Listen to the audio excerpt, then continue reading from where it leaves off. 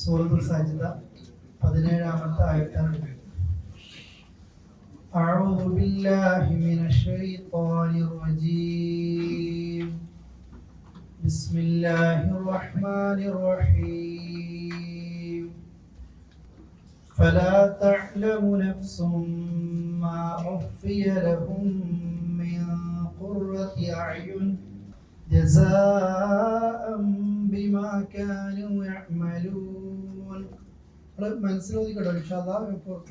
മനസ്സിലായി എഴുതുമ്പോൾ ഏതൊക്കെയാണ് കിട്ടാതെന്ന് ശ്രദ്ധിക്കാൻ വേണ്ടിയിട്ടാണ്.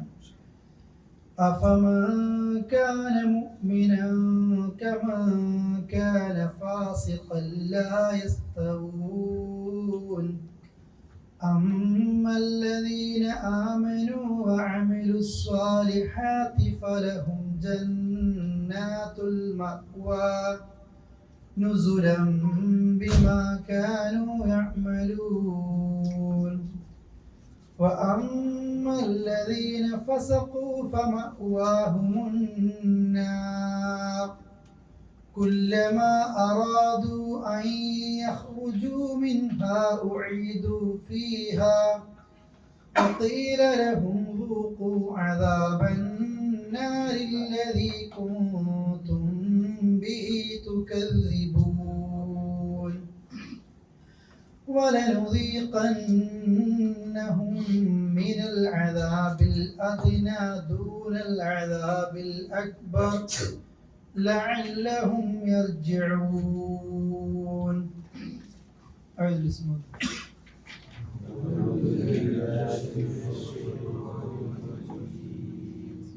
بسم الله فلا تعلم نفس ما أخفي لهم من قرة أعين جزاء بما كانوا يعملون. അപ്പോൾ ഈ ആയത്തിൽ ഫലാ തഅലമു നഫ്സും മാ ഉഖ്ഫിയ ലഹും പിന്നെ മിൻ ഖുറത്തി അയ്ൻ അങ്ങനെ ഓതേണ്ടത് മിൻ ഖുറത്തി അയ്ൻ ഇഖ്ഫാല മറച്ചു മണിക്കണം. മാ ഉഖ്ഫിയ ലഹും മിൻ ഖുറത്തി അയ്ൻ ജസാഅൻ ബി. അവിടെ ജസാഅൻ ഒരു മീം തൂക്കി കിടക്കുന്നതാണ് അല്ലേ? അല്ല ജസാഅൻ ബി എന്നല്ല ഓതേണ്ടത് ജസാഅൻ ബി ജസാഅൻ ബി അല്ലേ? എന്നുള്ള അർത്ഥമാണ്. ജസാ അവിടെ മുത്തസിൽ ആസിമുണ്ട്. ജസാഅൻ ബിമാ കാനൂ യഅമലൂൻ. അടുത്ത ആയത്ത് ഓദിക്കാം. അഫമൻ കാന മുഅ്മിനൻ കമൻ കാന ഫാസിഖൻ ലാ യസ്തവൂൻ.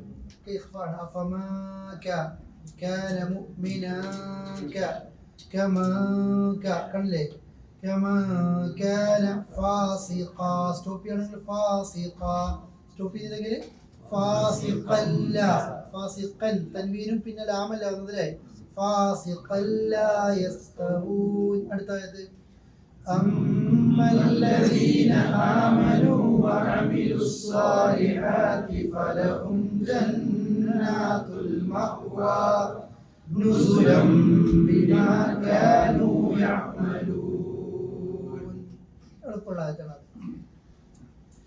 കഴിഞ്ഞ ക്ലാസിന്റെ അവസാനം അതിലൂടെ വരാം.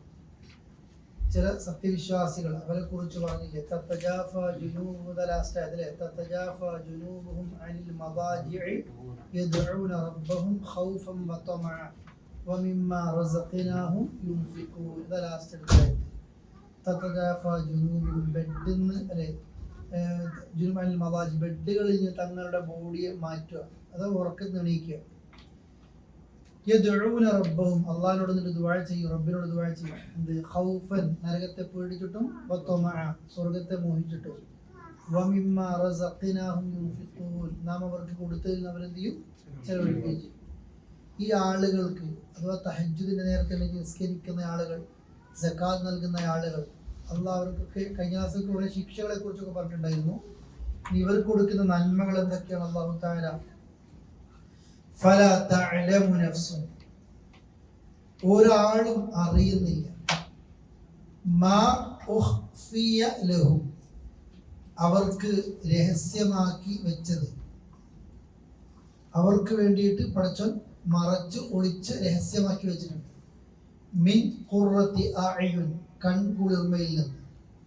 അഥവാ സ്വർഗത്തെ കുറിച്ചാണ് പറയുന്നത്. ജസാഅൻ, പ്രതിഫലമായിട്ട്, ബിമാ കാനൂ യഅമലൂൻ, അവർ പ്രവർത്തിച്ചത് കൊണ്ട്. അഥവാ അള്ളാഹു 2-3 കാര്യങ്ങൾ പറഞ്ഞു. എല്ലാവരും ഉറങ്ങിക്കിടക്കുമ്പോൾ ബെഡിൽ നിന്ന് ബോഡിയെ മാറ്റി തഹജ്ജുദ് നിസ്കരിച്ചു. ഫർദ് നിസ്കാരം കഴിഞ്ഞാൽ പിന്നെ ഏറ്റവും ശ്രേഷ്ഠമായ നിസ്കാരം ഏതാണ്? തഹജ്ജുദാണ്. ഒരു മനുഷ്യനും അറിയൂല, അതിനാണ് അത്ര കൂലിയും. ഇന്ന് നേരെ ഞാൻ ഇന്നലെ തഹജ്ജുദ് നിസ്കരിക്കും, എന്തോ ഒരു സൗണ്ട് ഇട്ട് എന്ന് പറഞ്ഞ പോലെ അല്ലേ, അതെല്ലാവരും അറിയിക്കും. നിസ്കരിക്കേണ്ട വെറുതായിട്ട്. അത് പല രീതിയിലും ഉണ്ടാവും, അവിടെ ഔട്ടായിട്ടും മറ്റൊക്കെ ആയിട്ട് വരും. ആ നിസ്കാരത്തിന്റെ കൂലിയൻ എന്തുകൊണ്ടാണ്? ഒരു മനുഷ്യനും അറിയാതെ അള്ളാഹിന്റെ അടുത്ത് ഇങ്ങനെ നിൽക്കുന്ന ഒരു ലൈഫ്.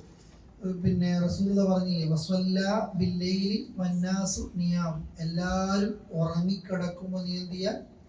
നിസ്കരിക്കുക.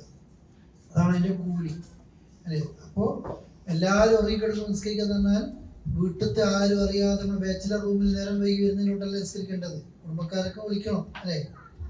ബാച്ചിലർ റൂം പറയല്ലേ, സൗണ്ട് എടുക്കാണ്ട് മൊബൈലിൽ വിളിച്ച് താഴെ പിടിച്ചിട്ട്. അല്ല, റസൂലുള്ളാഹി ഹദീസിലൊക്കെ എന്താ ഉള്ളത്? നീ നിസ്കരിച്ച് കഴിഞ്ഞാൽ ഭാര്യനൊക്കെ എന്ത് ചെയ്യുക? വിളിക്കുക, മക്കളെ വിളിക്കുക. അത് ഇന്ന് തന്നെ കളരി നടപ്പാക്കരുത് കേട്ടോ. ചോദിക്കുമ്പോൾ തന്നെ അല്ലെങ്കിൽ ഒരുമിച്ചില്ലെങ്കിൽ ഇച്ചിരി വെള്ളം കൂടിയില്ലെങ്കിൽ എണീപ്പിക്കുക എന്നുള്ളത്. അതൊക്കെ എന്താ പ്രാക്ടിക്കലാക്കുന്നു.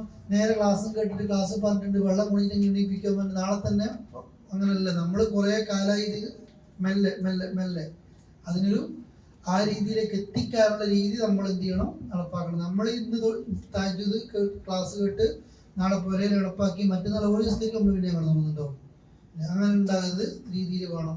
അള്ളാഹു അവർക്ക് കൊടുക്കുന്ന കൂലി എന്താണെന്ന് അറിയാം. കൂലിയാ പറഞ്ഞു കൊടുക്കേണ്ടത്.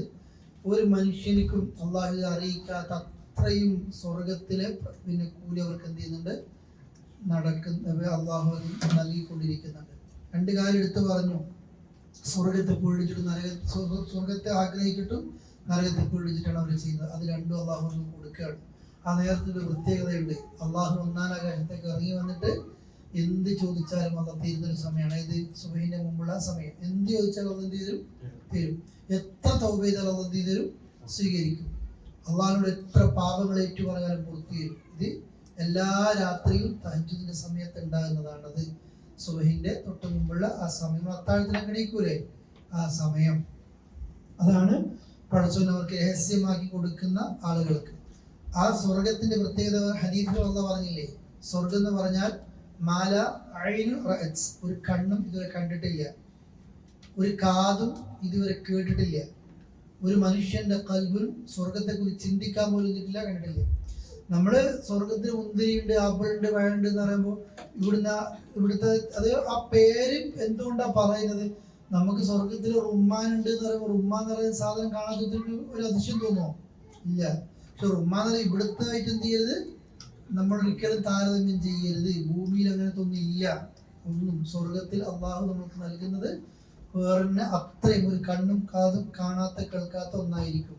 അതുകൊണ്ടാണ് നബി സല്ലല്ലാഹു അലൈഹി വസല്ലമ ഹദീസിലെ ഖുദ്സിയ ഹദീസ്, എൻ്റെ അടിമകൾക്ക് ഞാൻ ഒരു കണ്ണും കാണാത്ത കാതും കേൾക്കാത്ത മനുഷ്യന്റെ കൽബിൽ ചിന്തിക്കാത്ത അത്രയും അനുഗ്രഹങ്ങൾ സ്വർഗത്തിൽ ഒരുക്കി വെച്ചിരിക്കുന്നു എന്ന്. പിന്നെ ആ ഹദീസ് പറയുമ്പോൾ എന്നിട്ട് അല്ലാഹു റസൂൽ ഓതിയ ആയത്ത് ഏതാണ്? ഫലാ തഅലമു നഫ്സും മാ ഉഖ്ഫിയ ലഹും മിൻ ഖുറത്തി അഅ്യുൻ. ഒരാൾക്കും അറിഞ്ഞുകൂടട്ടോ അള്ളാഹു അവർക്ക് എന്താ രഹസ്യമാക്കി ഒരുക്കി വെച്ചത്. അത്രയും സർപ്രൈസ് ആണ് അള്ളാഹു എവിടെ ഒരുക്കി വെച്ചത്? സ്വർഗത്തിൽ ഒരുക്കി വെച്ചത്. അള്ളാഹു നമ്മൾക്ക് എല്ലാവർക്കും അത് നൽകുമാറാകട്ടെ. അത് പ്രാർത്ഥിച്ചുകൊണ്ടിരിക്കും. ഈ ആയത്തുകൾ ഓതുമ്പോൾ റസൂലുള്ളാഹി ഖുർആൻ ഓതുമ്പോൾ പ്രത്യേകത എന്താണ്? സ്വർഗത്തെക്കുറിച്ച് ചോദിക്കൊണ്ടിരിക്കുമ്പോൾ എന്തിനെ ചോദിക്കും? സ്വർഗത്തെക്കുറിച്ച് ചോദിക്കും. നമ്മൾ ചോദിക്കണം. നരകത്തിന്റെ ആയത്തുകൾ കേൾക്കുമ്പോൾ നമ്മൾ എന്ത് ചെയ്യണം? എന്നെ കാക്കണം എന്ന് പ്രാർത്ഥിച്ചുകൊണ്ടേയിരിക്കണം. അള്ളാഹിനെ പുകയത്തുന്ന സുബ്ഹാനല്ലാഹ് പറഞ്ഞുകൊണ്ടിരിക്കും. അതാണ് നമ്മൾ ഖുർആനോടുള്ള ഒരു ഇഷ്ടം ഉണ്ടാകും. അപ്പോൾ അത്രയും വെള്ളിയാഴ്ചകളിൽ എല്ലാ സുബഹിക്കും ഇതിങ്ങനെ ഓതിക്കൊണ്ടേയിരിക്കുകയാണ്. വെള്ളിയാഴ്ചൻ്റെ സുബഹി നിസ്കാരത്തിൻ്റെ കൂട്ടത്തിലെ ഏറ്റവും ശ്രേഷ്ഠമായ നിസ്കാരമാണ് വെള്ളിയാഴ്ച രാവിലത്തെ സുബഹി. ഒരു മലയാളി മിക്കവാറും കാണാത്ത നിസ്കാരം. പിന്നെ വ്യാഴാഴ്ച പോയി നേരം വൈകി വന്ന് സുബൈ ബാങ്ക് കൊടുക്കുമ്പോൾ റൂമിൻ്റെ ഡോറ് തുറക്കുക അല്ലേ. 4 പള്ളിയിൽ നിന്ന് ബാങ്ക് കൊടുക്കുമ്പോൾ ട്രിപ്പെല്ലാം കഴിഞ്ഞ് തുറക്കുന്നുണ്ടാവും. എന്നിട്ട് ഒറ്റ ഉറക്കമായിരിക്കും. ഏറ്റവും ശ്രേഷ്ഠമായ ഒരു നിസ്കാരം തന്നെയാണ് വെള്ളിയാഴ്ചയിലെ ആ സുബഹിൻ്റെ ആ ഭാഗം. അത് തന്നെ നമുക്ക് എന്ത് ചെയ്യണം, നഷ്ടപ്പെട്ടു പോവുകയാണ്. അല്ലാഹു പറയാം, അഫമൻ കാന മുഅ്മിന കമൻ കാന ഫാസിഖ ലാ യസ്തവൂൻ. അഫമൻ കാന മുഅ്മിന, ഒരു മുഅ്മിനാണോ, കമൻ കാന ഫാസിഖ, ഒരു ഫാസിഖായവനെ പോലെ. അഫമൻ കാൻ, ഒരു മുഅ്മിനാകാൻ പറ്റിയ ഒരു മുഅ്മിനാണോ, കമൻ കാൻ, ഒരുത്തനെ പോലെ. ആര്? ഫാസിഖ് എന്ന് പറഞ്ഞാൽ എന്താണ്? തമ്മാടി, വൃത്തിയിൽ അത് ചെയ്യുന്ന ആൾക്കാർ. ഒരു മുഅ്മിൻ ഒരു ഫാസിഖിനെ പോലെയാണോ? അല്ല, അല്ലെ. ലാ യസ്തവൂൻ, ഒരിക്കലും എന്നല്ല, അത് സമ്മല്ല. വിശ്വാസികൾ, അവന്റെ വിശ്വാസത്തിന്റെ പ്രത്യേകത, അവൻ ചെയ്യുന്ന കർമ്മത്തിന്റെ പ്രത്യേകത എല്ലാം വേറെയാണ്. തമ്മാടികൾ അങ്ങനെയല്ല. അവന്റെ ചർച്ചയും അവന്റെ സംസാരങ്ങളും അവന്റെ വിശ്വാസവും എല്ലാം മാറും. രണ്ടും ഒരിക്കലും ഒരുപോലെയല്ല. ഒരുപോലെ ആക്കാൻ ഒരു കൂട്ടർക്കല്ല കൊടുക്കുന്ന സുഖങ്ങളും മറുകൂട്ടർക്കല്ല കൊടുക്കുന്ന ശിക്ഷകളും ഒക്കെ വിശദീകരിക്കപ്പെടുന്നുമുണ്ട്. ഈ ആയത്ത് നമ്മൾ മനസ്സിലാക്കുക വേണം, ഒരു മുഅ്മിൻ ഒരിക്കലും ഫാസിഖ് അല്ല. ഹദീസിൽ വന്നത് ലൈസൽ മുഅ്മിനു ബിത്ത്വആനി വലൽ ലആനി വലൽ ഫാഹിഷി വൽ ബദി. ഒരു മുഅ്മിനല്ല, ആകാൻ കഴിയൂല. ബിത്ത്വആൻ, കുത്തി പറയുന്നവനല്ല. ചില ആൾക്കാരുടെ സ്വഭാവമാണ് എന്ത് ഇങ്ങനെ കുത്തി കുത്തി പറയുക, അല്ലേ, ആക്കി വെച്ച് ഇങ്ങനെ പറയുക. വലൽ ലആൻ, ശപിക്കുന്നവനല്ല, എന്നും നാശം പറയുന്ന ആൾക്കാർ. വലൽ ഫാഹിഷ് വൽ ബദി, വൃത്തികേടുകൾ പറയുന്നവനുമല്ല. ഓനിക്ക് അങ്ങനെ എന്ത് ചെയ്യാൻ പറ്റൂല, പറയാൻ കഴിയൂല. അത് ഫാസിഖിന്റെ ലക്ഷണമാണ്, തമ്മാടിയുടെ ലക്ഷണമാണ്, അല്ലേ. ഒരാളെ ചീത്ത ഒരാളെ പിന്നെ കൊല്ലുന്നതിന് തുല്യമാണ് ശപിക്കൽ. സിബാബുൽ മുസ്ലിമി ഫുസൂഖ്, പറഞ്ഞ ഫാസിഖിന്റെ അടയാളാണ് ഒരു മുസ്ലിമായ ഒരാളിനെ ചീത്ത പറയുക. അത് തൊഴിലാളിയാണെങ്കിലും ആരാണെങ്കിലും മോശപ്പെട്ട വാക്ക് ഉപയോഗിച്ചിട്ട് ഭാര്യയോടും തൊഴിലാളികളോടും എല്ലാവരോടും പലതും മൃഗത്തിന്റെ പേരൊക്കെ പറയുന്നവൻ എന്തല്ലത്, അത് സിബാബുൽ ഫുസൂഖ്, തമ്മാടിത്താണ്. കുഫ്ർ, കൊല്ലുന്നത് കുഫറാണ്. ശപിക്കുന്നത് കൊല്ലുന്നതിന് തുല്യാണ്. അപ്പോൾ ഒരു ഫാസിഖ് അല്ല, ഒരു മുഅ്മിനെ പോലെയല്ല. മുഅ്മിൻ എന്ന് പറഞ്ഞാൽ നല്ല ഈമാനികമായ വിശ്വാസങ്ങളും ഇസ്ലാമികമായ കാര്യങ്ങളൊക്കെ ചെയ്യുന്നയാളാണ്. ഇത് നമ്മളെ പ്രത്യേകത പറഞ്ഞാൽ ഈ ഇസ്ലാമികരമായ ഇബാദത്തും കാര്യങ്ങളും സുബ്ഹാനല്ലാഹ് ഉണ്ടാകും. പക്ഷേ തെമ്മാടികൾക്ക് പറ്റിയ എല്ലാ വൃത്തികേടുകളും നമ്മൾ ഉപയോഗിക്കുകയും ചെയ്യും. അത് പറയുന്നവരും കേൾക്കുന്നവരും ഒക്കെ ആയിരിക്കും. ഇനി നമ്മൾ വൃത്തിയില്ലാത്ത വേർഡ് ഉപയോഗിക്കുന്നില്ലെങ്കിലും നമുക്ക് നല്ലതുണ്ടാവും. എന്താ ത്വആൻ ഞാൻ പറഞ്ഞത്? കുത്തിപ്പറയാന്നറിയില്ലേ? നിങ്ങളുടെ ഭാഷയിൽ എന്താ കുത്തിപ്പറയാ? കേൾക്കാം, എന്താ കുത്തിപ്പറയല്?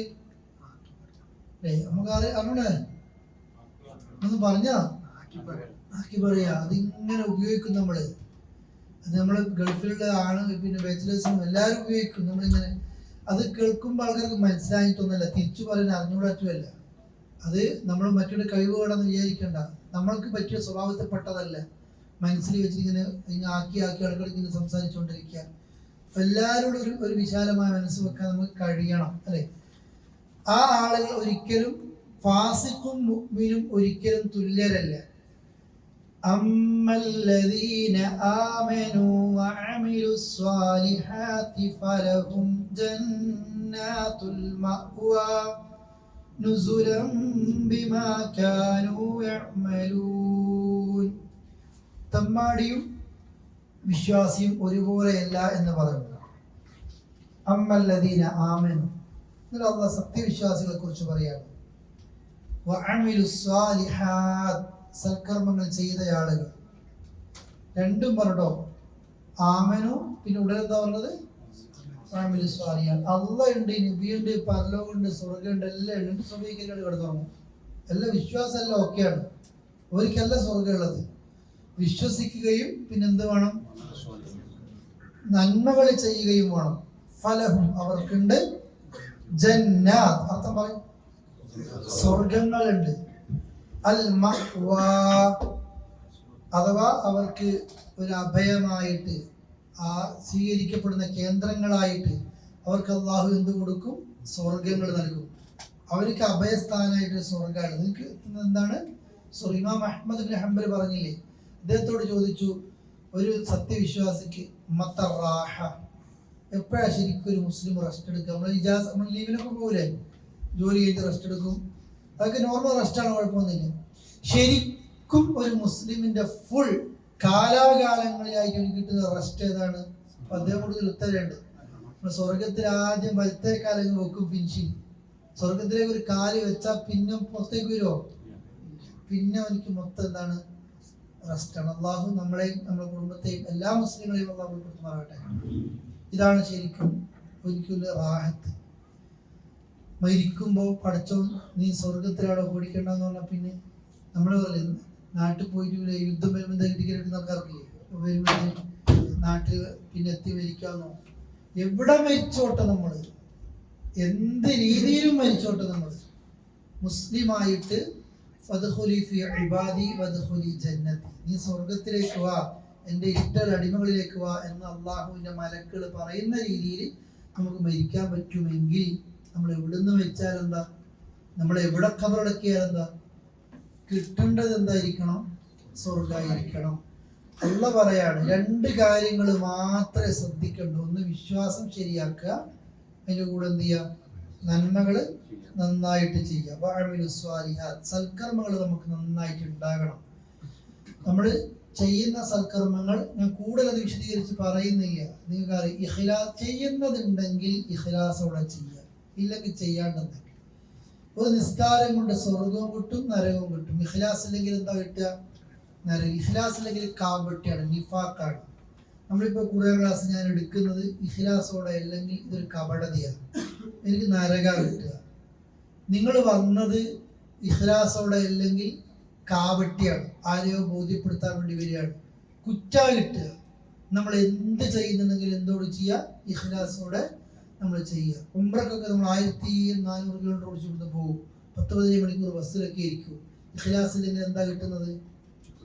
അല്ലേ, നരകം കിട്ടുക ചെയ്യും, ഇത്രയും ദൂരം പോയിട്ട്. അതുകൊണ്ട് എന്ത് ചെയ്യുക? നമ്മൾ എന്തൊരു ഇഖ്ലാസോടുകൂടി ചെയ്യുക. ഇഖ്ലാസുള്ള കർമ്മങ്ങളെ അള്ളാഹു പിടിക്കൂ, കബൂലാക്കൂ, അതിനെ സ്വർഗം കിട്ടൂ. അപ്പൊ നമ്മളത് ശ്രദ്ധിക്കുക.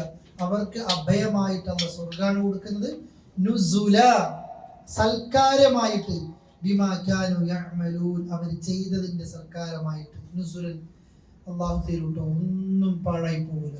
നമ്മൾ സൂറത്ത് അഹ്സാബ് പഠിച്ചാണ്. ഇന്നൽ മുസ്ലിമീന വൽ മുസ്ലിമാത്തി വൽ മുഅ്മിനീന പഠിച്ചായത്തില്ലേ? ഒരാണോ ഒരു പെണ്ണോ ആരുമാകട്ടെ, ഇന്നില ഉളീറു അമല അജിരിൻ മിൻ ദക്കറിൻ ഔ ഉൻസ, ആണോ പെണ്ണോ ആരാകട്ടെ, നന്മ ചെയ്താൽ നിങ്ങളെ കൂലി എന്ത് ചെയ്യില്ല, പാഴാക്കി കളയില്ല, പഠിച്ചോ സ്വർഗം തരും. അതുകൊണ്ട് നമ്മൾ നന്മ ചെയ്തിട്ട് ഇതാരും കണ്ടില്ലല്ലോ, എൻ്റെ മാത്രം ഫോട്ടോ എടുത്തില്ലല്ലോ, എൻ്റെ ഫോട്ടോ വന്നില്ലല്ലോ എന്ന് പറയണ്ട. ചെയ്യുന്ന നന്മയാണെങ്കിൽ ഫോട്ടോക്ക് വേണ്ടിയിട്ടല്ല നീ ചെയ്യേണ്ടത്. ആർക്ക് വേണ്ടിയിട്ടാണ് ചെയ്യേണ്ടത്? അള്ളാഹ്ക്ക് വേണ്ടിയിട്ട് ചെയ്യുക. അതാണ് ഫോട്ടോ എടുത്ത് റെഡിയാക്കി വെച്ചിട്ടുണ്ട്, അതാണ് വേണ്ടത്. ഏതാണ് ഈ കൊടുക്കുന്നത്? വിരുന്നിന്റെ സ്വർഗം എന്ന് പറഞ്ഞാൽ ഒരു കണ്ണും കാണാത്താണ്, അല്ലെ? സ്വർഗത്തിന് 100 ദറജകളുണ്ട്. ഓരോ ദറജയും താഴെ ഇച്ചിരി കുറവ് കാറ്റഗറി കിട്ടുന്ന ആള് തൊട്ട് മുകളിലത്തോടെ കാണുമ്പോൾ ആകാശഭൂമിന്റെ വ്യത്യാസമുണ്ട്, സൗകര്യത്തിന് വ്യത്യാസം ഉണ്ടാവും, അല്ലെ? അപ്പൊ ആ നിലയിൽ സ്വർഗത്തിലെത്തിയാലും നമ്മൾക്ക് ഒരു നഷ്ടബോധം ഉപയോഗിച്ച സമയത്തെ കുറിച്ചായിരിക്കും. അതും കൂടി ഞാൻ ഉപയോഗിച്ചിരുന്നുവെങ്കിൽ എനിക്ക് തൊട്ട് മുകളിൽ എന്ത് ചെയ്യുന്നു കിട്ടുമായിരുന്നു. ചോദിക്കുമ്പോൾ ഫസ്റ്റ് ഫിർദൗസ്, നിങ്ങൾ ഫിർദൗസ് ചോദിക്കുക, അതാണ് ഏറ്റവും ടോപ്പും ഏറ്റവും ശ്രേഷ്ഠമായതും. ഓക്കെ അല്ലേ? ഇതാണ് ഒരു കൂട്ടർക്ക്. ഫാസിക്കും മുഅ്മിനും ഒരുപോലെയല്ല. മുഅ്മിന് പഠിച്ചത് ഇങ്ങനെ കൊടുത്തു. ഞാൻ അടുത്ത ആയത്ത് എല്ലാവരും ഒന്നും കൂടി ഓതിയാൽ എല്ലാവരും.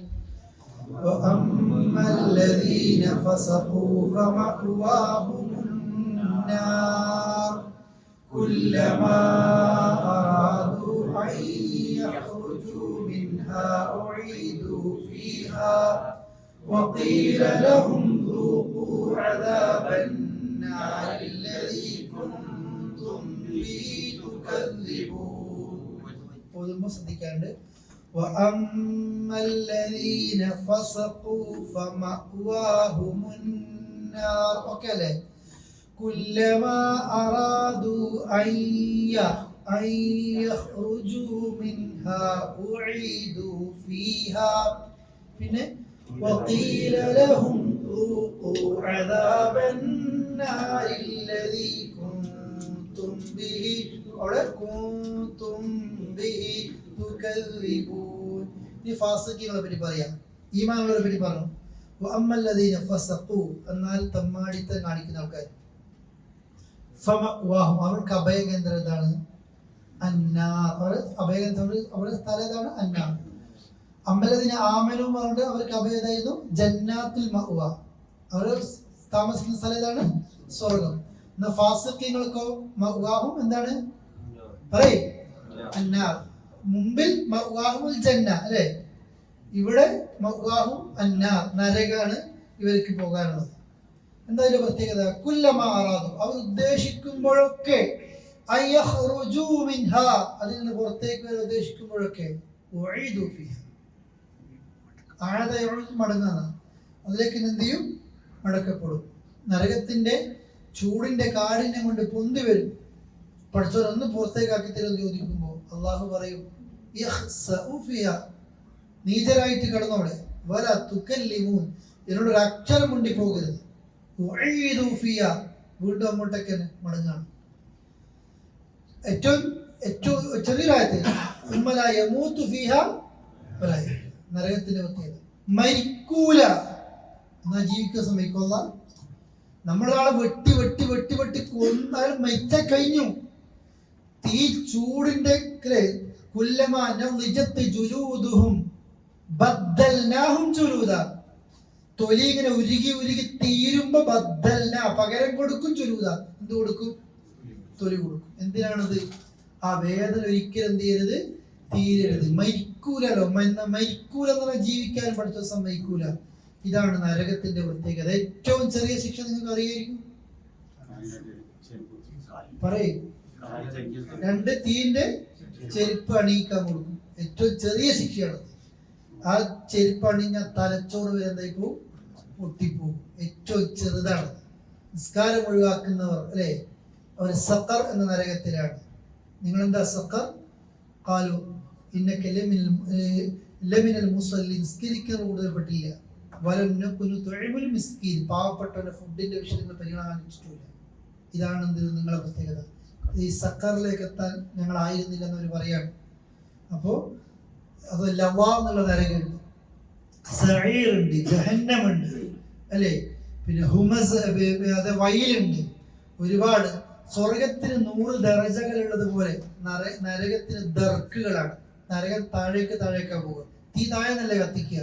സ്വർഗം മുകളിലേക്ക് പോകുമ്പോൾ നരകം അങ്ങോട്ടേക്കാ താഴേക്ക്. ഏറ്റവും താഴെ ഉണ്ടാകും മുനാഫിഖീങ്ങളുണ്ടാകും. അപ്പോൾ എല്ലാം അല്ലെ, തൗബ ഇല്ലാതെ മരിക്കുന്ന ഒരവസ്ഥയാണെങ്കിൽ അള്ളാഹു അവർക്ക് കൊടുക്കുന്ന സ്ഥലം ഏതാണ്? നരകം. പുറത്തേക്ക് വരുമ്പോഴൊക്കെ വീണ്ടും മടക്കപ്പെടുകയാണ്. ബർസഖിലും അള്ളാഹു റസൂൽ പറഞ്ഞില്ലേ, ഫർദ് നിസ്കരിക്കാതെ കിടന്നുറങ്ങിയ വ്യക്തി, ഖുർആൻ ഓതാതെ പഠിക്കാതെ കിടന്നുറങ്ങുന്ന, പിന്നെ ജീവിതം കഴിച്ചു കൂടുന്ന വ്യക്തി, 2 കൂട്ടർക്കും ഖബറിൽ ഖിയാമത്ത് നാൾ വരെ ചെരിച്ച് കിടത്തിയിട്ട് കല്ല് കൊണ്ട് എറിയാണ്, തല പൊട്ടുകയാണ്. 1 ദിവസവും 2 ദിവസവും എത്ര ദിവസം ഉണ്ടാവും? ഖിയാമത്ത് നാൾ എന്നാണോ അന്ന് വരെ ഈ ശിക്ഷയാണ്. കള്ളത്തരം തള്ളിവിടുന്ന ആൾക്കാരില്ലേ, വായിലെ വലത്തും അടുത്തും മൂക്കിലും കണ്ണിലും ഒക്കെ കൊക്കകളും ഇരുമ്പിന്റെ പിടിച്ചു വെച്ച് പൊട്ടിക്കുകയാണ്. കള്ളത്തരം പറഞ്ഞ വ്യക്തി ഖിയാമത്ത് നാൾ വരെ.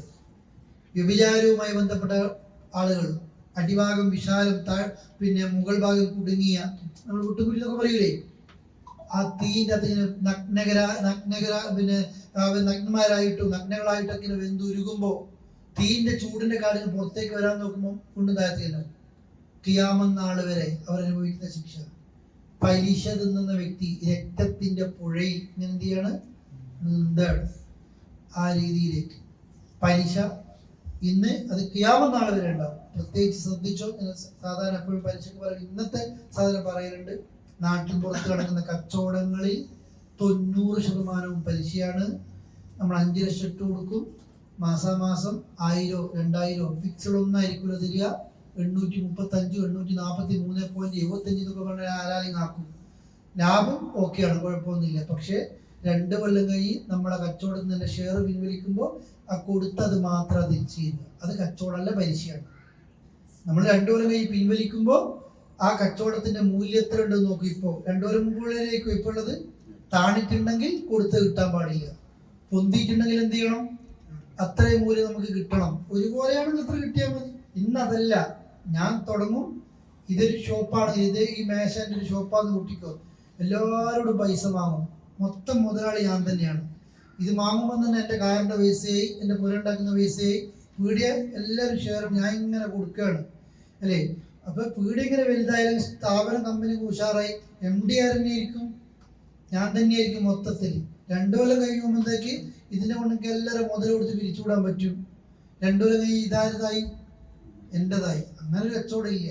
എത്രയാണോ ഷെയർ ഇട്ടത്, 2 കൊല്ലം കഴിഞ്ഞ് എത്രയാണ് വാല്യൂ ഉള്ളത്, അത് അവർക്കും. തീർന്നു പോയോ, ഞങ്ങളെ മുതലെടുക്കുക നമ്മൾ പറയരുത്. ഇപ്പം പ്രവാസികൾക്ക് ഒന്നാമത്തെ ഡിമാൻഡ്, ഞങ്ങൾ നാട്ടിൽ പൈസ കൊടുക്കും, പക്ഷെ എന്തായാലും 2 കൊല്ലം കഴിഞ്ഞ പൈസ തിരിച്ചു കയറും, മുതലാണ്. അത് വായ്പ കൊടുക്കലാണത്. വായ്പ കൊടുത്തിട്ട് അധികം വാങ്ങലാണ് റിബൽ ഐൻ, ഏറ്റവും വലിയ പലിശ. നമുക്ക് വേണമെങ്കിൽ എന്ത് ചെയ്യാം, അവിടെ ഞാൻ സ്ഥാപനം തുടങ്ങുകയാണ്, എൻ്റെ അടുത്ത് പൈസ ഒന്നുമില്ല, നീ ഒരു 2 കൊല്ലത്തേക്ക് ഒരു 10 ലക്ഷം റുപ്യ താ, ഡിമാൻഡ് വെക്കുക 2 കൊല്ലത്തേക്ക് മാത്രം. 2 കൊല്ലം കഴിഞ്ഞാൽ എൻ്റെ അടുത്ത് പൈസ കിട്ടും, ഞാൻ തന്നെ ഇതെൻ്റെ ജീവിതമാണ്, ഞാൻ കൊണ്ടുപോകും. ഇപ്പം 2 കൊല്ലത്തേക്ക് ഷെയർ കൂട്ടാം, കുഴപ്പമൊന്നുമില്ല. 2 കൊല്ലം ലാഭങ്ങളൊക്കെ കൊടുത്തോ. 2 കൊല്ലം കഴിയുമ്പോൾ പിരിച്ചു വിടുമ്പോൾ ഈ പറഞ്ഞതുപോലെ എങ്ങനെയാണ് കൊടുക്കേണ്ടത്, പിരിച്ചു വിടേണ്ടത് എങ്ങനെയായിരിക്കണം, നഷ്ടമാണെങ്കിൽ നഷ്ടത്തെ പിരിച്ചു വിടണം, ലാഭമാണെങ്കിൽ എന്തെങ്കിലും പിരിച്ചു വിടണം, ലാഭത്തെ പിരിച്ചു വിടണം. നമ്മളെ ആൾക്കാരൊക്കെ നോക്കും മാസത്തിൽ കിട്ടുന്നത് ഫിക്സ്ഡ് അല്ലേ, ഓക്കെ ഹലാല് അല്ലെ. 1000 ഫിക്സ്ഡ് ആണെങ്കിൽ ഹറാമ്, അങ്ങനെയല്ല. ഞാൻ പറഞ്ഞ ക്യാപിറ്റലാണ് എന്ത് എപ്പോഴും ശ്രദ്ധിക്കുക. പറഞ്ഞാൽ മനസ്സിലായോ? ഇങ്ങനെ പലിശ തിന്നുന്ന ആളുകൾ രക്തപ്പുഴയിൽ ഇക്കരെ കയറുമ്പോൾ കല്ല് കൊണ്ട് ഏറ് കിട്ടും, അക്കരെ നീന്തി പോകുമ്പോൾ അവിടുന്ന് ഏറ് കിട്ടും. ഖിയാമത്ത് നാൾ വരെ ഇത് നീന്തി തുടിക്കുകയാണ്. ഈ ശിക്ഷകളൊക്കെ തെറ്റുകൾ ചെയ്യുന്ന ആളുകൾക്ക്. ഓക്കെ ആണല്ലോ. അപ്പൊ 2 കൂട്ടരെ പറ്റി പറഞ്ഞു, വിശ്വാസികളെ പറ്റി പറഞ്ഞു, തമ്മാടികളെ പറ്റി പറഞ്ഞു. ഒന്ന് മഅ്വാഹുമുൽ ജന്ന, ജന്നാത്തുൽ മഅ്വാ, അഭയം വാസസ്ഥലം സ്വർഗമാണ്. മഅ്വാഹും അന്നാർ, നരകമാണ് വാസസ്ഥലം. ആർക്ക്? ഫസഖു, ഫാസിഖീങ്ങൾക്ക്. നരകത്തിന്റെ പ്രത്യേകത, പുറത്തേക്ക് വരാൻ ഉദ്ദേശിക്കുമ്പോഴൊക്കെ ഉഈദു ഫിയാ, നരകത്തിലേക്ക് അവരെന്ത് ചെയ്യും, മടക്കപ്പെടും. എത്തി നോക്കിയപ്പോൾ കൂടുതലും സ്ത്രീകളെ കണ്ടു. നിസ്കാരം ഒഴിവാക്കിയിട്ടും മറ്റൊന്നുമല്ല, 2 തെറ്റവരിൽ ഉണ്ടാകുന്നു അല്ലേ. അഥവാ കുടുംബബന്ധം നിഷേധിക്കുന്നു, ബന്ധങ്ങളെ മുറിച്ചു കളയുന്നു, ശാപം അധികരിപ്പിക്കുന്നു. ഒരുപാട് നന്മകൾ ചെയ്താലും ഒരു ദിവസം മുടങ്ങിയാൽ ഹസ്ബൻഡിനോട് പറയും, ഇന്ന് വരെ ഒരു നന്മ എനിക്ക് ചെയ്തിട്ടില്ല. ഒരു ദിവസം നെസ്റ്റോപ്പം വൈകി പോയിട്ടുണ്ടാവും. ഇത് ലേഡീസിന് പണ്ട് പറയാ, ഇത് ആണുങ്ങളും പറയുന്നുണ്ട് ഇപ്പം അല്ലേ. എല്ലാം നമ്മൾ സെന്ററോ മറ്റു കാര്യങ്ങളോ അല്ലെങ്കിൽ ഇവിടുത്തെ പല സംഘടനകളോ മറ്റോ പലതും ചെയ്ത് കൊടുത്തിട്ടുണ്ടാവും. എന്തോ ഒരു വിഷയത്തിൽ തടസ്സം വന്നു കഴിഞ്ഞാൽ ഖലാസ്, പിന്നെ ഇവർക്കില്ലാത്തൊരു കുറ്റം ഉണ്ടാവൂല. എന്തൊക്കെയാ വിളിച്ചു പറയാ പഠിച്ചവനെ. ഈ രീതിയിൽ നമ്മൾ അത് അങ്ങനെ ആകരുത്. നമ്മൾ ഇതുവരെ നിങ്ങളിൽ നിന്നൊരു നന്മ എനിക്ക് കിട്ടിയിട്ടില്ല എന്ന് പറയരുത്. അത് നരകത്തിൽ കൂടുതൽ സ്ത്രീകൾ കാണാൻ കാരണമായി തീർന്ന കുറ്റം പോലും പറഞ്ഞത്. കുറേ നന്മ കിട്ടിയിട്ട് മനുഷ്യന്മാരൊക്കെ അല്ലേ ഒരു ദിവസം എൻ്റെ ഫോൺ എടുത്തില്ല എന്ന് വരാം, എനിക്ക് വെറുതെ മറന്നുപോയി എന്ന് വരാം, അതുവരെ നാം ചെയ്ത് നമുക്ക് നീ എല്ലാം കോളാക്കുന്ന രീതിയിൽ വിളിച്ചു. ഓൻ തന്നെ അത്ഭുതപ്പെട്ടു, ഈ ചങ്ങാതി തന്നെയാണോ ഇത് എന്നുള്ളത്. ഓക്കെ ആണല്ലേ. ഇവർക്കാണ് നരകമുള്ളത്. അള്ളാഹ് പറയും, നിങ്ങൾ ആസ്വദിക്ക് നരകത്തിന്റെ ശിക്ഷ, അല്ലദീ കുന്തും ബിഹി, നിങ്ങളായിരുന്നു ഇതിനെ കൊണ്ട് ദുഃഖത്തിൽ, നിങ്ങൾ കളവാക്കിയ നരകാണ്. ഇതൊന്നും ഇല്ല മരിച്ചു കഴിഞ്ഞാൽ. നിങ്ങളങ്ങനെ അവിശ്വസിച്ചിരുന്ന അല്ലെ, ആ ശിക്ഷ നിങ്ങൾ കള്ളത്തരമാക്കിക്കൊണ്ടിരുന്ന ഈ നരകത്തിന്റെ ശിക്ഷ നിങ്ങൾ ആസ്വദിക്കണം എന്നുള്ളതാണ്. നീ ടേസ്റ്റ്, നീ ആസ്വദിക്കുക, നീ അനുഭവിക്കുന്നല്ല, രുചി നീ അനുഭവിക്കുന്ന നരകത്തിന്റെ. അള്ളാഹു അവനെ കൊണ്ട് പറയിപ്പിക്കണേ. നമ്മൾ ഈ ശരീരമായിരിക്കൂല. ഹദീസിലൊക്കെ വന്നില്ലേ, ഉഹുദ് കട്ടി ഉണ്ടാകുന്ന തോലും. എന്നുവെച്ചാൽ ഈ തൊലിയൊക്കെ ഉരുകി തീരാൻ പാടില്ല. കരുണ എന്ന് പറയുന്നത് ഇല്ല അല്ലേ.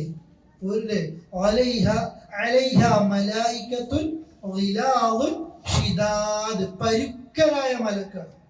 ഒരു കരുണ ഉണ്ടാവില്ല നരകത്തിൽ. നമ്മൾ പഠിച്ചതാ അല്ലേ. പിന്നെ ലൈസലഹും ത്വആമുൻ ഇല്ലാ മിൻ ദരീഅ ലാ യുസ്മിൻ വലാ യുഗ്നി മിൻ ജൂ. ഫുഡ് കിട്ടും, അതൊരു പോഷകവുമല്ല പര്യാപ്തമല്ല. വെള്ളം കുടിച്ചാൽ തലച്ചോറ് പൊട്ടുന്നു. ഭക്ഷണം നരകക്കാരുടെ ചീഞ്ചലവും മറ്റും കൊടുക്കുന്നു. അള്ളാഹു നമ്മെ കാത്തിരിക്കുമാറാകട്ടെ. ഒറ്റ പ്രാർത്ഥനയിൽ എല്ലാം ഉണ്ട് എന്ന് പറഞ്ഞു. റബ്ബനാ പഠിപ്പിച്ചില്ലേ? സ്വർഗം തരാനും അല്ലെ നരകത്തിന് രക്ഷ, പിന്നെ ദുനിയാവിൽ ഖൈർ കിട്ടാനും നരകത്തിന് എന്ത് ചെയ്യാനും രക്ഷപ്പെടുത്താനും. അടുത്ത ആയത്ത് നമുക്ക് ഒന്ന് ചോദാം. وَلَنُذِيقَنَّهُم مِّنَ الْعَذَابِ الْأَدْنَىٰ دُونَ الْعَذَابِ الْأَكْبَرِ لَعَلَّهُمْ يَرْجِعُونَ. അടുത്ത ആയത്തും കൂടെ. وَمَنْ أَظْلَمُ مِمَّن ذُكِّرَ بِآيَاتِ رَبِّهِ ثُمَّ أَعْرَضَ عَنْهَا إِنَّا مِنَ الْمُجْرِمِينَ مُنْتَقِمُونَ. وَلَنُذِيقَنَّهُم, നാം അവരെ അനുഭവിപ്പിക്കുക തന്നെ ചെയ്യും.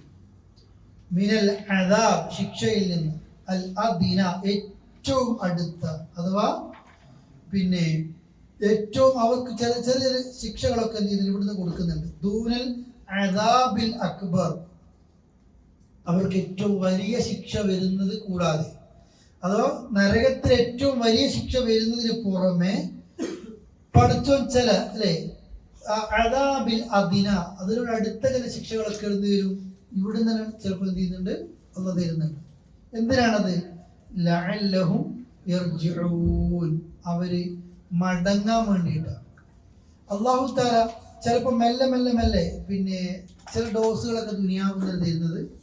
ചില പരീക്ഷണങ്ങൾ, രോഗങ്ങൾ വരും, കഷ്ടപ്പാട് വരും, അല്ലെ ബുദ്ധിമുട്ടുകൾ വരും. കൂടാൻ പറഞ്ഞില്ലേ പലതും അള്ളാഹു സംഭവിപ്പിക്കുന്ന ലഅല്ലഹും, അവർ മടങ്ങിയേക്കാം. ലഅല്ലഹും യതളറഊൻ, അവർ വിനയം കാണിച്ചേക്കാം. നമ്മൾ തന്നെ ചിലപ്പോൾ ഒരു തെമ്മാടിയായിട്ട് പോകുമ്പോൾ ചെറിയൊരു കോച്ചിപ്പിടുത്തം വന്നു കഴിഞ്ഞാൽ ആളെന്തായി പിന്നെ ശരിയായിക്കോളും. അല്ലേ? അതാണ് ചിലതൊക്കെ ദുനിയാവ് തരുന്നത് നമുക്ക് മടങ്ങാൻ വേണ്ടിയിട്ടാണ്. രോഗങ്ങൾ ശിക്ഷയായിട്ടായിരിക്കും, പരീക്ഷണമായിട്ടായിരിക്കും. എല്ലാം ശിക്ഷ എന്നല്ല അല്ലേ? രോഗങ്ങൾ വിശ്വാസികൾ അനുഗ്രഹമായിരിക്കും. ഇനി രോഗം ഒരു പരീക്ഷണമാണ്, ഒരു വിശ്വാസികൾ പരീക്ഷണമായിട്ട് വരും. ആ പരീക്ഷണത്തിൽ പഠിച്ചുകൊണ്ടിരുന്ന ഹൈർ എന്താണ്? നമ്മുടെ പാപങ്ങളൊക്കെ എന്ത് ചെയ്യുന്നുണ്ട്? പൂർത്തി ചെയ്യുന്നുണ്ട്. അങ്ങനെ ഒരുപാട് നന്മകളുണ്ടാവും. പരലോകത്തെ ശിക്ഷയ്ക്ക് പുറമെ ചിലപ്പം അള്ളാഹ്ക്ക് നമ്മളോട് ഇഷ്ടം ഉണ്ടാവും. ദുനിയാവത്തെ ചില ശിക്ഷകൾ എന്ത് ചെയ്തു തീർത്തി തരും. അല്ലെ? അള്ളാഹിനോട് ദുനിയാവ് ശിക്ഷ തരണേന്ന് പ്രാർത്ഥിക്കരുത് കേട്ടോ. ഒരു സാബി അങ്ങനെ പ്രാർത്ഥിച്ച് അള്ളാഹ് ഉത്തരം തന്നാൽ കുടുങ്ങി. അള്ളാഹിന്റെ ശിക്ഷ നമുക്ക് താങ്ങാനാകൂല. ഒരു ശിക്ഷയും ദുനിയാവ് എന്തിയല്ലേ തരണമെന്നുള്ള പ്രാർത്ഥനയാണ് വേണ്ടത്. അല്ലേ? ആ നിലയ്ക്ക് അള്ളാഹു ദുനിയാവിൽ നിന്ന് ചില ഡോസുകൾ തരും. ക്ഷാമങ്ങളും പരീക്ഷണങ്ങളും മറ്റുമൊക്കെ ആയിട്ട് അങ്ങനെയൊക്കെ ഉണ്ടായിരിക്കും ഈ നിലയിൽ. എന്നാൽ പരലോകത്താകട്ടെ അള്ളാഹു ഏറ്റവും കഠിനമായ ശിക്ഷ എന്ത് ചെയ്യും? പിന്നെ അള്ളാഹു നമുക്ക് നൽകുകയും ചെയ്യും. നിങ്ങൾ അതിന്റെ വിഷയം ഒന്ന് നോക്കി.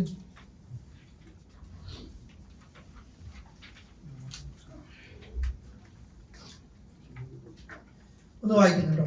രോഗമാകട്ടെ, ക്ഷാമമാകട്ടെ, യുദ്ധമാകട്ടെ, ദുഃഖങ്ങളും കഷ്ടപ്പാടുകളും ചില ഇവിടെ തന്നെ ദുനിയാവിൽ വരും. ചില പരീക്ഷണം, ഇങ്ങനത്തെ പരീക്ഷണങ്ങൾ അതിനൊരു രീതിയിൽ ചെറുതാക്കി വായിക്കട്ടോ. ഇങ്ങനെയുള്ള പരീക്ഷണങ്ങളിൽ നിന്നൊക്കെ നമ്മളൊന്നും പഠിച്ച് മടങ്ങാൻ വേണ്ടിയാണ് ഇതൊക്കെ ചെയ്യുന്നത്. മടങ്ങുന്നില്ല എങ്കിൽ അദാബിൽ അക്ബർ, പരലോകത്ത് വലിയ ശിക്ഷ എന്ത് ചെയ്യും? അനുഭവിക്കേണ്ടി വരികയും ചെയ്യും. ഖുർആൻ അവതരിപ്പിക്കുന്ന ഈ സമയത്ത് അല്ലെ ശത്രുക്കളെ ഖുറൈശികളെ സംബന്ധിച്ചിടത്തോളം ഇത്തരത്തിലുള്ള പല ശിക്ഷകളും അവർക്ക് അനുഭവപ്പെട്ടിട്ടുണ്ട്. യുദ്ധങ്ങൾക്ക് പുറമെ 7 കൊല്ലം ഒന്നായി അവർക്ക് വമ്പിച്ച ക്ഷാമം പിടിപെട്ടിട്ടുണ്ടായിരുന്നു. ആദ്യ സമയത്ത് വലിയൊരു ക്ഷാമം ഉണ്ടായിരുന്നു. മനുഷ്യൻ തിന്നാറില്ലാത്ത പലതും ഭക്ഷിക്കുവാൻ പോലും അവർ നിർബന്ധിതരായി. കാരണം ഖുറൈശ് എന്നുള്ള പേര് വരാൻ ഒരു കാരണങ്ങളൊക്കെ ഉണ്ടായിരുന്നു. പിന്നെ നബിയുടെ കുടുംബത്തിന് ചരിത്രങ്ങൾ കേൾക്കാം. മരുഭൂമിയിൽ ഒരു പ്രത്യേക റൊട്ടി ഒരു കറിയുമായി കുഴച്ചിട്ട്, അതാണ് കർഷ് എന്നുള്ള പിന്നെ അങ്ങനത്തെ ഒക്കെ വിൽക്കുന്ന ഒരു പരിപാടി ഉണ്ടായിരുന്നു. വിൽക്കുന്നല്ല, ആദ്യകാലത്ത് അറബികൾക്ക് ഉപ്പയും മക്കളൊക്കെ ഒന്നിച്ച് മരുഭൂമിയിൽ പോയിട്ട് പട്ടിണി കിടന്നങ്ങ് മരിക്കുന്ന രീതി ഉണ്ടായിരുന്നു. അപ്പൊ ഇനി അങ്ങനെ മരിക്കാൻ പാടില്ല എന്നത് കൊണ്ടാണ് ഈ കച്ചവടം തുടങ്ങുന്നതും ഖുറൈശികൾ ഒന്നിച്ച കച്ചവടക്കാരായി മാറുന്നതും. അങ്ങനെ കുറെ ചരിത്രങ്ങളൊക്കെ ഈ അറബികൾക്ക് ഉണ്ടായിരുന്നു അല്ലെ? അപ്പൊ ആ നിലയിൽ കുറെ കാര്യങ്ങളുണ്ട്. അപ്പോൾ അങ്ങനെയൊക്കെ അവർക്ക് പിന്നെ അവര് മനുഷ്യൻ തിന്നാറില്ലാത്ത പലതും അവർ തിന്നുന്നൊരു സംഭവം ഉണ്ടായി. അള്ളാഹുവിന്റെ നിയമങ്ങളെ പരസ്യമായി ധിക്കരിച്ച പല ജനതകളിലും ഇതുപോലത്തെ ശിക്ഷകളും പരീക്ഷണങ്ങളൊക്കെ ഉണ്ടായിട്ടുണ്ട്. പക്ഷെ ചിലപ്പോൾ ചില ജനതയുടെയോ ചില വ്യക്തിയുടെയോ മേലുള്ള നടപടി പെട്ടെന്ന് സംഭവിച്ചില്ല എന്നും വന്നേക്കും. ഒരു തരത്തിലല്ലെങ്കിൽ മറ്റൊരു തരത്തിൽ അള്ളാഹുവിന്റെ ശിക്ഷാ നടപടികൾ നടപ്പാക്കപ്പെടാതിരിക്കൂല. ഇതാണ് എന്ത് പറയുന്നത്. പിന്നെ അള്ളാഹു ചില അക്രമി അള്ളാഹു വിട്ടേക്കും. പിടിക്കുമ്പോൾ അള്ളാഹു ഒരിക്കലും രക്ഷപ്പെടാൻ കഴിയാത്തൊരു പിടുത്തം പഠിച്ചെന്ത് ചെയ്യും, അവൻ അള്ളാഹ് പിടിക്കും. ചിലപ്പോൾ നമ്മൾ വിചാരിക്കും ഈ രോഗത്തിൽ നിന്ന് കഴിച്ചലായി, കൊറോണ കഴിച്ചലായി, പക്ഷെ പഠിച്ചോ ഇനി വേറൊരു പിടുത്തമുണ്ട്, അത് പെട്ടെന്നായിരിക്കും. അത് നമുക്ക് എന്ത് ചെയ്യാൻ പറ്റൂല, രക്ഷപ്പെടാൻ പറ്റും. ആദ്യം കുറച്ച് ലൈറ്റുകളൊക്കെ ഇങ്ങനെ മിന്നും ബോഡിയൊക്കെ. ചില റിസൾട്ടൊക്കെ നമുക്ക് കാണിച്ചു തരും നന്നാകാൻ. 40 വയസ്സായി അല്ലെങ്കിൽ 45 വയസ്സായി ചില രോഗങ്ങളൊക്കെ വന്നിട്ടുണ്ട് അല്ലേ, ഇനി നമ്മൾ എന്ത് കാര്യമില്ല അല്ലേ, മെല്ലെ ഡോസ് നന്നാകാനും മടങ്ങാനും വിനയം കാണിക്കാനുമാണ് ഇത് ചെയ്യുന്നത്. അതിലേക്ക് നമ്മൾ എന്ത് ചെയ്യും, മടങ്ങും. ഇല്ലെങ്കിൽ ഇത് അവഗണിച്ചാൽ പിന്നെ പെട്ടെന്ന് മരണം. അത് പിന്നീട് ശിക്ഷ പിന്നെ കിട്ടാൻ പോകുന്നത് ആഹ്റത്തിൽ. അടുത്ത വമൻ അദ്ലം, ഏറ്റവും വലിയ അക്രമി ആരുണ്ട്, മിമ്മൻ ദുഃഖിറ ബിആയാതി റബ്ബി, അള്ളാഹുവിന്റെ ഉത്ബോധനം അഥവാ ആയത്തുകൾ ഉത്ബോധനം ചെയ്യപ്പെട്ടു. അവന് ലോകത്തെ ഏറ്റവും വലിയ അക്രമി, അള്ളാഹുവിന്റെ ആയത്തുകൾ അവന് ഓതിക്കൽപ്പിക്കപ്പെട്ടു, ഉത്ബോധനം ചെയ്യപ്പെട്ടു. എന്നിട്ട് അതിനെ അവഗണിച്ചു. ഇന്നാ മിനൽ മുജ്രിമീൻ, തീർച്ചയായും നാം കുറ്റവാളികളോട് മുൻതഖിമൂൻ, പ്രതികാരം ചെയ്യും ഉറപ്പായിട്ടും. അവൻ അതുപോലെ കുറേ ആയത്തുകളുണ്ട്. ജനങ്ങളിൽ നിന്നുള്ള കുറെ ആയത്ത് വേറെയുണ്ട് അല്ലേ. ഏറ്റവും വലിയ അക്രമിയാണ് ആയത്തുകൾ ഓതിക്കൽപ്പിക്കപ്പെട്ടിട്ട് എന്ത് ചെയ്യുക, അവഗണിക്കുക. നേരത്തെ പറഞ്ഞില്ലേ, അള്ളാഹു സുഖങ്ങളും സൗകര്യങ്ങളും കിടന്നുറങ്ങുക, ഖുർആൻ എടുത്തിട്ട് ഓതാതിരിക്കുക, പഠിക്കാതിരിക്കുക, ചെയ്യാതിരിക്കുക അല്ലേ. അള്ളാഹുവിൻ്റെ ആയത്ത് കേട്ട് ഉപദേശം കേട്ടൊക്കെ പഠിച്ചു, എന്നിട്ട് അതിനെ അവഗണിച്ച് ഞാൻ ചെയ്യൂല, ഇതൊക്കെ ഞാൻ കൊടുക്കൂല, എനിക്കൊന്നും പറ്റുന്നില്ല, എനിക്ക് എൻ്റെ ജീവിതം എന്ന് അവഗണിച്ചാണ് അതിനേക്കാളും വലിയ എന്തില്ല, ഒരു അക്രമിയില്ല. അതുകൊണ്ട് ഈ ചെറിയ ശിക്ഷ നമ്മൾക്ക് പഠിച്ചു മടങ്ങാൻ തരുന്നതാണ്. ഇല്ലെങ്കിൽ അള്ളാഹുവിൻ്റെ അടുക്കൽ വമ്പിച്ച ഗൗരവമുള്ള ശിക്ഷ നരകമായിരിക്കും, താങ്ങാൻ കഴിയൂല. അത് പേടിക്കുക, സൂക്ഷിക്കുക. ഞാൻ പറഞ്ഞു, നരകത്തിന്റെ ആയത്തുകൾ കേൾക്കുമ്പോൾ രക്ഷ നൽകണേ നമ്മൾ പ്രാർത്ഥിക്കണം. അള്ളാഹു അവന്റെ ഫിർദൗസ് നമ്മെ ഒരുപ്പിക്കുമാറാകട്ടെ. അസ്സലാമു അലൈക്കും വറഹ്മത്തുള്ളാഹി വബറകാതുഹു.